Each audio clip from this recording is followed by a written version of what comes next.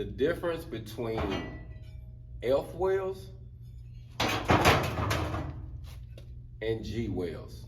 What's going on, family? My name is Joe Brown, aka Black Phoenix, and I am your welding coach. And today we're going to address a question that I was asked about fillet welds and groove welds.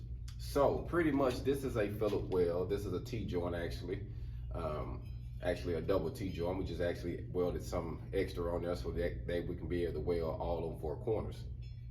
But typically, if you're looking at a 1F weld, most people will look at it and they'll say this is a 1F. Well, actually, in the T-joint, this is actually a 2F because the 1F is more like this. See how I got more of a V here? Well, you can literally welding flat your 3 passes in that way.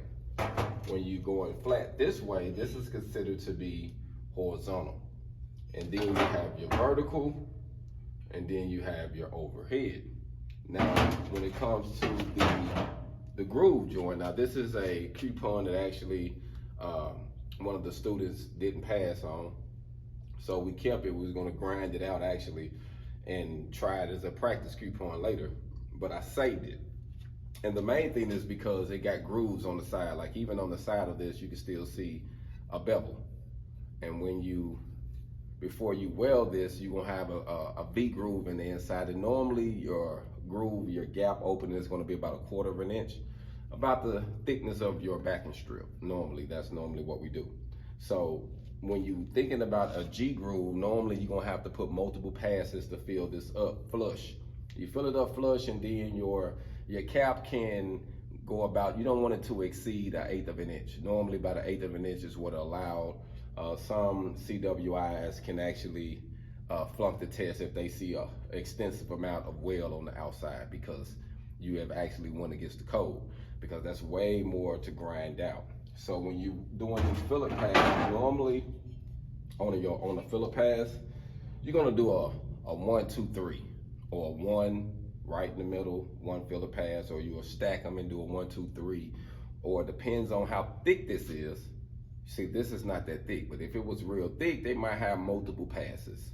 Or this can be a fill root pass. So it can be a T-joint, but it can be a groove in the field where you literally have to fill that whole spot in and leave it out there. Like on doing construction, doing iron working, if they're slicing together 2 beams, they'll leave the runoff tabs off it on the beams itself, and they'll just have the inspector come out and X-ray it or whatever, and they'll leave them on there because it doesn't interfere with anything. Instead of cutting it off, making it smooth, a lot of times when you're dealing with welds like that, they're gonna be covered up, insulated on top of them. They'll be hidden in the building, and then you'll see the exterior of the building. So a lot of the beams and things like that are not exposed unless it's artwork, unless they might have some in certain sections they might show the beams, but normally all the beams and slices will be covered up.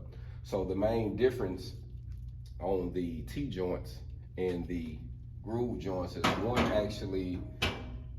one you're gonna have to do multiple passes. Well, actually both you can do multiple passes on, but the main thing is staying right in the middle of the line. A lot of people consider the groove welds to be easier to them because they know exactly where they got to stay. When it comes to the fillet weld, sometimes a person can get off and climb up the wall or not get enough penetration at the bottom, or they'll go to the bottom of the weld. So it all depends. But I will say this, the main difference of it is the angle and the positioning of it. And the fact that this groove joint can be anywhere from 3/8 thick to 1 inch or bigger, depends on the situation. So the main difference I would say is, one, normally you'll start on the fillets first to give you the concept of the welding and the concept of putting in beads, and then your next stage will be going to the groove when you actually start preparing for tests. Hold on.